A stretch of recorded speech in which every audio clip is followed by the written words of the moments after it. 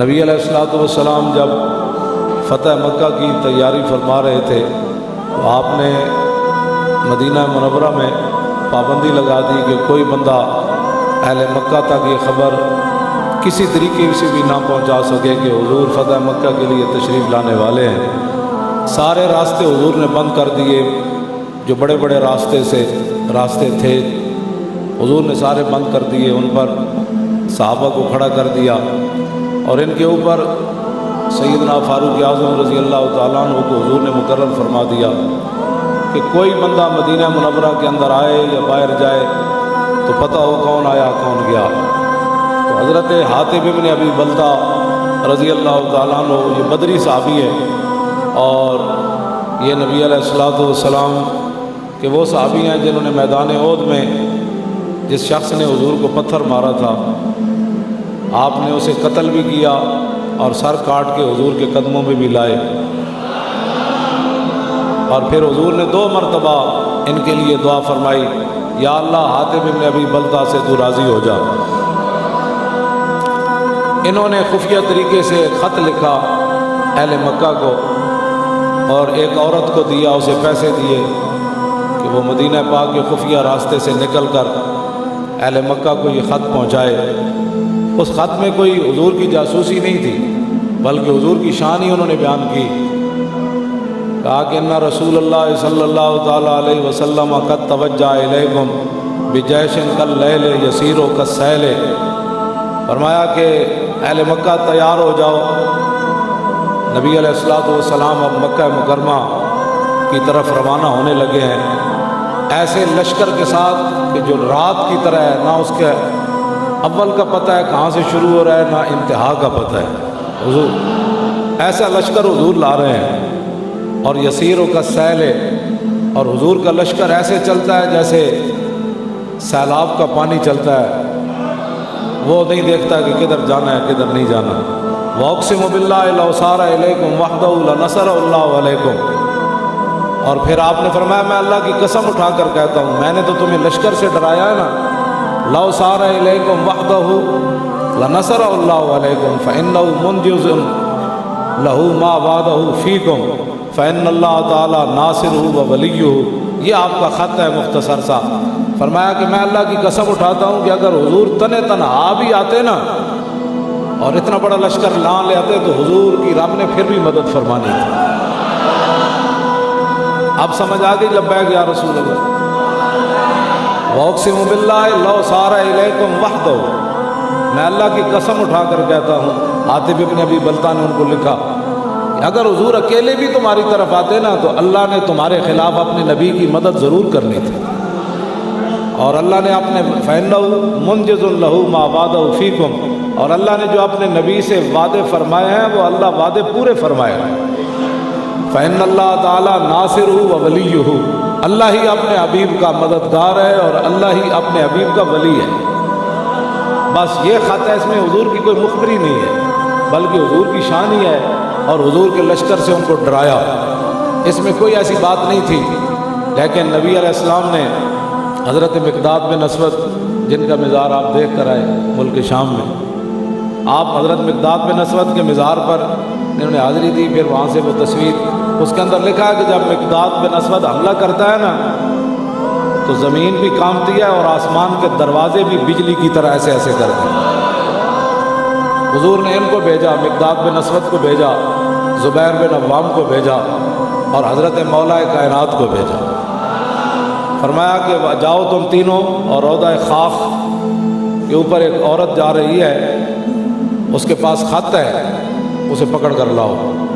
اب آپ سوچ سکتے ہیں جب حضور نے حکم دیا ہوگا تو صحابہ نے پھر گھوڑے کیسے دوڑائے ہوں گے۔ مولا علی کی قیادت میں یہ تینوں صحابہ، مقداد بن اسود وہ صحابی ہیں، عبداللہ بن عمر نے ایک دفعہ ان کے ساتھ سخت بات کر دی، حضرت عمر کے صاحبزادے نے، عبداللہ بن عمر نے صحابہ کو فرمایا دعونی اقطع لسانہ حتی لا یجتمع احد بعدہ۔ قاضی ایاض نے شفا شریف کے اندر یہ روایت نقل کی،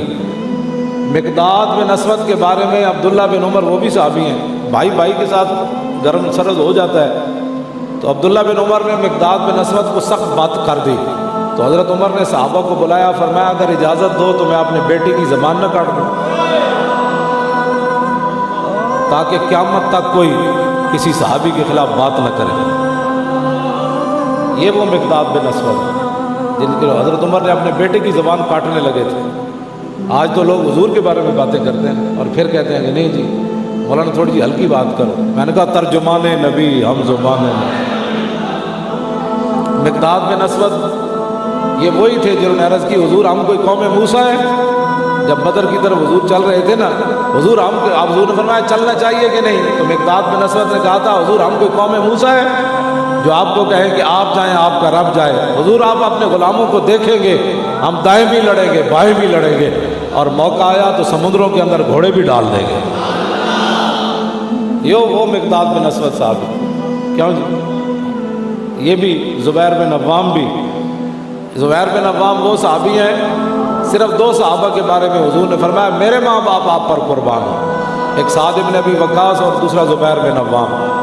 حضور نے ان کو تیر دے کر فرمایا زبیر ارمِ یا زبیر فدا کا ابی و امی، فرمایا زبیر اپنے نبی کے دفاع میں تیر چلاؤ، میرے ماں باپ تیرے اوپر قربان ہوں۔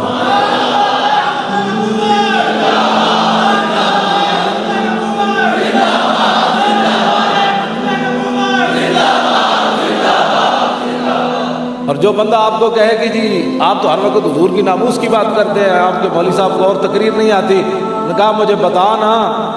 1,26,000 صحابہ میں جو حضور نے کنوں فرمایا میرے ماں باپ تیرے تے قربان ہوں؟ انہوں نے فرمایا نا جنہوں حضور کا دفاع کیتا۔ انہوں نے سمجھ نہیں تو پہلے دین پڑھو، ہاں جی پہلے دین سمجھو۔ بمصطفیٰ برساں خیش راہ کے دی ہما اس، یہ تو اقبال میں بھی گل سمجھ آ گئی۔ اعلیٰ حضرت بریلوی بھی یہی فرمایا انہیں جانا،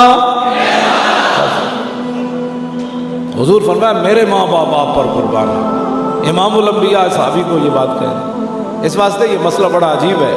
کہ جس کو نہیں سمجھ آیا تو اس کی اپنی قسمت ہے جی، جس کو نہیں سمجھ آیا تو وہ لبیک کے خلاف بک بک نہ کرے۔ وہ اللہ سے تو ذرہ عشق نبی از حق طلب اور سوز صدیق علی از حق طلب۔ اقبال کہتا ہے اگر تیرے پاس عشق رسول نہیں ہے تو لبیک والوں کے خلاف بک بک نہ کیا کر، بلکہ اللہ سے مانگ، عشق رسول کا ایک ذرہ ہی مانگ لے، لیکن سوز علی اور صدیق والا مانگنا ہے۔ زبیر بن عوام اور تیسرے مولا کائنات حضور کا حکم مان کر جا رہے ہوں گے، وہ آسمان یا زمین نے ایسا منظر کوئی دیکھا ہوگا؟ انہیں تینہ جا کے صحابہ کہنے اسے مقام تے جا رہی سی عورت، انہیں گھوڑے کیویں دوڑائے ہونے، کس انداز نہ چلے ہونے، لیکن کہنے جتنے حضور نے فرمایا سی وہ اونٹنی اتھی جا رہی سی۔ مولا کائنات فرمایا کہ بھئی اس کو پکڑ لیا، اس کی نکیل پکڑ لی، اونٹنی اس کی بٹھا دی۔ اب مولا کائنات ہے جی، اب یہ تو ہو نہیں سکتا کہ مولوی خادم سے تو لاکھوں دنیا زیادہ علم جانتی ہے نا، لیکن مولا کائنات کے بارے میں حضور نے فرمایا جدھر علی گیا قرآن ادھر گیا، جدھر قرآن گیا علی ادھر گیا، جدھر حق گیا علی ادھر گیا، جدھر علی گیا حق ادھر گیا۔ مولا کائنات ہیں یہ، کیوں جی؟ ان کے بارے میں تو کوئی نہیں کہہ سکتا وہ شدت پسند ہے۔ امن سے بات کرنی چاہیے، ہوش سے بات کرنی چاہیے۔ آگے عورت ہے، عورتوں کے بڑے حقوق ہوتے ہیں، لیکن وہ علی ہے۔ آپ نے فرمایا کہ میں سورہ فاتحہ کی تفسیر لکھوں نا لاؤ کر تو 70 بعیرہ، مولا علی فرما دیں